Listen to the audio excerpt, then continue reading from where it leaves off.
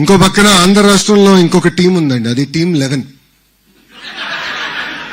అర్థమైందా రాజా? అర్థమైందా రాజా? అదొక ఏడుపు గొట్టు టీము.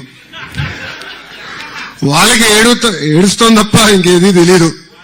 పెట్టుబడులు మేము తీసుకొస్తామంటే ఏడుస్తారు. సింగపూర్కి వెళ్ళి పెద్ద ఎత్తున మేము అక్కడున్న మంత్రుల్ని పారిశ్రామికవేత్తలు కలిస్తే ఆంధ్ర రాష్ట్రానికి రావద్దని ఆ ఏడుపు గొట్టు టీము ఈమెయిల్ పెట్టే పరిస్థితి. ఇంతేకాదు కొన్ని కంపెనీలు కలిస్తే వాళ్ళు కూడా ఈమెయిల్ పెడుతున్నారు ఆంధ్ర రాష్ట్రానికి రావద్దని. కానీ గౌరవ ముఖ్యమంత్రి చంద్రబాబు నాయుడు గారిని చూసి ఆ కంపెనీలు వస్తే మటు క్రెడిట్ తీసుకోవాలనుకుంటున్నారు. క్రెడిట్ చోరీ అంటారు. ఈ టీం 11 మోహన్ చూసి ఎవరిని వస్తారా ఆంధ్ర రాష్ట్రానికి?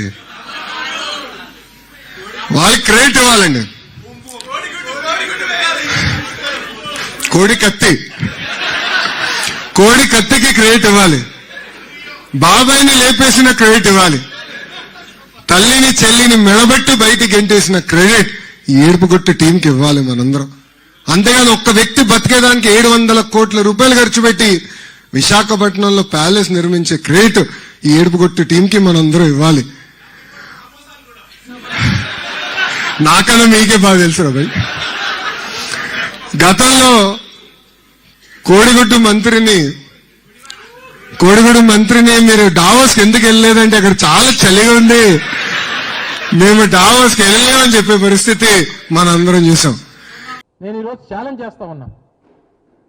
లోకేష్ వస్తాడో లేకపోతే వాళ్ళకి మిత్ర బృందం వస్తుందో లేకపోతే వారు చెప్పినటువంటి వారు వస్తారో, నేను దావోస్ వెళ్ళినప్పుడు అక్కడ చలిగా ఉంటుంది కాబట్టి మేము వెళ్ళట్లేదు అనేటువంటి మాట ఎక్కడన్నా అని ఉంటే, ఎందుకంటే మీరు అందరూ ఆ రోజు ఉన్నారు, నేను నా పత్రికా సమావేశం ఇక్కడ ఉన్నటువంటి వారు చాలా మంది ఉన్నారు. ఎక్కడన్నా అనున్నట్టు చూపిస్తే నేను రాజకీయాల నుంచి మానేస్తాను. ఛాలెంజ్. నేను 40 సంవత్సరాల వయసు, నాకు ఇంకో 20-25 సంవత్సరాలు రాజకీయం చేసేటువంటి అవకాశం ఉంది.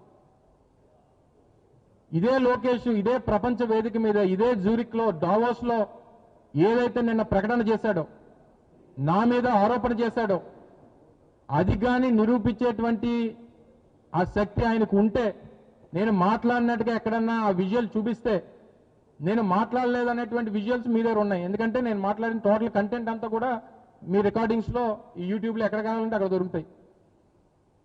నేను ఆ మాట అన్నట్టుగా ఎక్కడన్నా చూపిస్తే ఈ రోజే చెప్తున్నా, ఈ రోజే నా లాస్ట్ డే రాజకీయాల్లో. నిరూపించకపోతే నువ్వు క్షమాపణ చెప్తావా? నీకు ఆ ధైర్యం ఉందా? సిగ్గు అనిపించట్లేదు నీకు?